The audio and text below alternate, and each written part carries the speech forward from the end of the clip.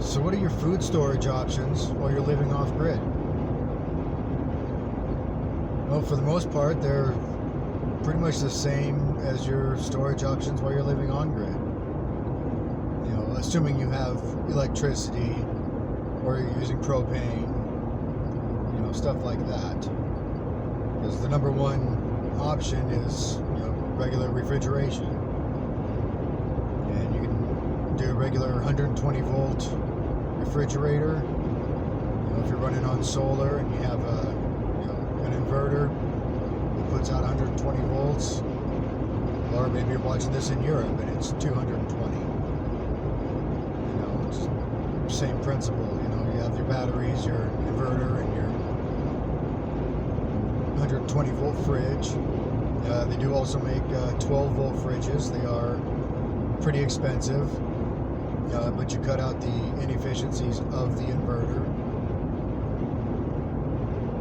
My personal recommendation is just go with a regular fridge. You get more for your money, and you know, with the inverter, you're not just running the fridge, you're running a lot of other things too, if you get to that point. They also have, you know, obviously freezers, chest freezers, also upright freezers. I recommend the chest ones just because of the efficiencies in a chest freezer. As you open the lid and the cold air for the most part just stays in there. Where if you open, you know, the door to a freezer, an upright freezer, all the cold air just kind of pours out, and then your freezer has to kick on just to get that air cold again. And another option, what we're using right now, in combination with our chest freezer that we have, is we have a propane refrigerator, and it came with a travel trailer. It works decently. The obvious downsides to a propane refrigerator, you have the carbon monoxide. I was watching a video from this couple that had a propane refrigerator in their little cabin, and the vent ducting got clogged, and basically, you know, it's kind of scary, but they almost died because of it. You know, instead of the carbon monoxide, the exhaust going out of the cabin, it went into the cabin, went up to the loft area where they were sleeping at. Luckily, one of them woke up and was able to get the other one up, open the cabin up, and you know, get it all aired out. They have since gone to a 12 volt fridge. Anyways, that's one of the downsides of the propane fridge. Another downside is it actually uses propane. You know, it actually costs money every single day, all day long. And I figure right now it's probably costing us somewhere between $1 and $2 a day to run ours. You know, it's summertime, probably closer to the $2 mark.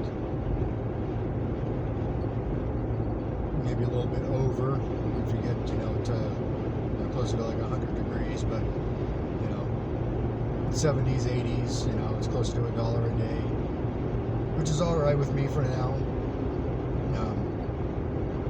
Our next upgrade on solar, you know, get a couple more solar panels, something like that. We'll go ahead and, you know, splurge for an electric fridge, which that might not even happen until the house is built. It kind of shows you how okay I am with, you know, just a little propane fridge. Then you have stuff that's people do on grid and off grid as well. It's canning food. You know, you can fruits, vegetables. Obviously, if you grow a garden, canning would be a very good idea, so you're not wasting a whole bunch. You know, because there's only so many, you know, tomatoes and zucchini and stuff that your neighbors can handle.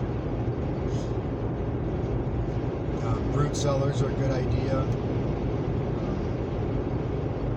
Actually had a root cellar-ish kind of thing, almost like a, seeing if it would actually work. We had a white storage tote, and I put potatoes in it and stuck it in a very cool place on the outside of the travel trailer. Would have been better if it was underneath the travel trailer because it's all insulated, nice and cool down there. But the potatoes stayed fine for probably 3 months. I purposely left, a few in there just to see how long they would stay good. So that's not bad considering it was, not even in a really cool place. It was in a, in one of those storage, it was in one of those white storage totes in the shade on the back side of the camper where there's no sun ever. So that worked out pretty well. Another really more popular option is dehydrating food as well. That includes, like making jerky out of meat, stuff like that. Make banana chips, dehydrate bananas, tomatoes. A lot of people like to dehydrate tomatoes and use them for, sauces, or if they make their own spaghetti sauce, you can do that. Boil them and they kind of rehydrate, and, give that nice flavor to the spaghetti sauce and whatnot. Then you have aging, as far as like meat goes. Some people like to age the meat. I personally haven't really looked into it that much, but supposedly you can age it and then it almost purposely rots on the outside a little bit, but when you go to use it, you cut off the outside and the inside's perfectly fine. I have no experience with that. Of course, you can make, sausage and stuff like that.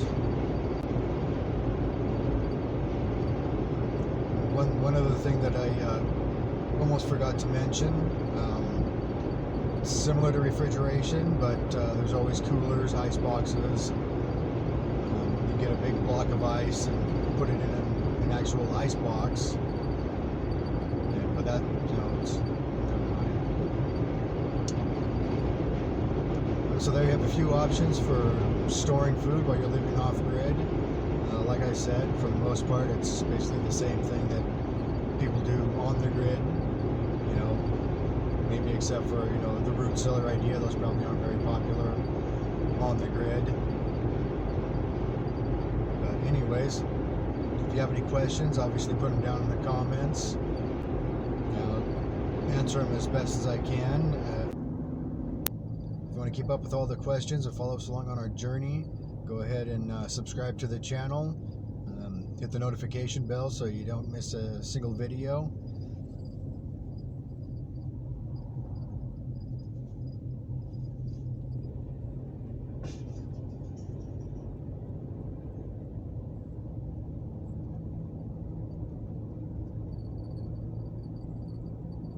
If you got any value out of this video, go ahead and give us a thumbs up on the right below the video here. And until next time, keep kicking up dust. For Shizzle.